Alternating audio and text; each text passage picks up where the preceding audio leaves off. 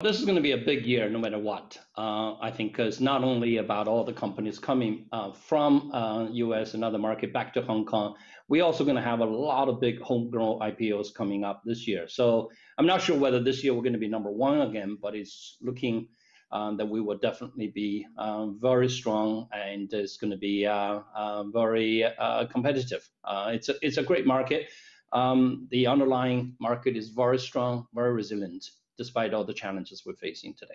There is going to be absolutely short-term anxieties and short-term discomfort, because this is not something that people are used to before. And also, in light of all the massively geopolitically sensitive time that we live in, this will be, it's fully understandable.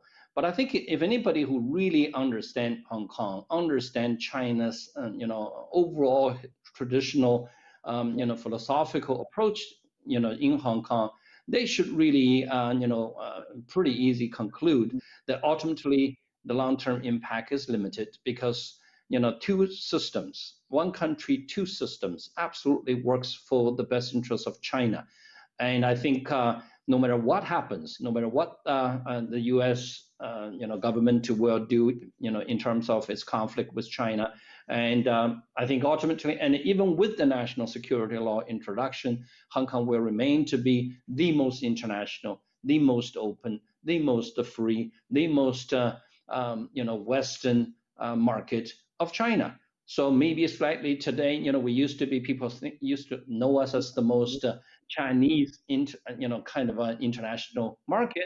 Maybe tomorrow we will still be the most international and most Chinese market.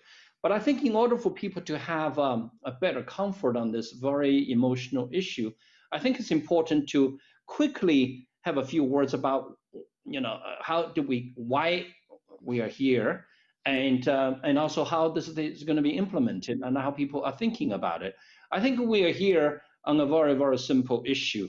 I mean, it's one country, two systems sounds like a very complex issue, but in fact, if you look at China, it's very emotionally about one country, but it's very rationally, accepting that two systems in Hong Kong is the best for China.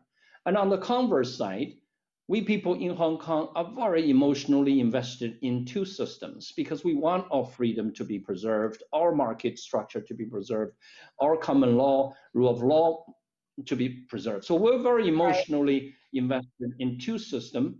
All we need is that we rationally also embracing or accepting or at least not oppose one country. So our interests are very much matched. China emotionally about one country, but rationally wants this to be two systems. And we want it to be emotionally and to be two systems. All we need is to really make sure we don't challenge two systems and not challenge one country.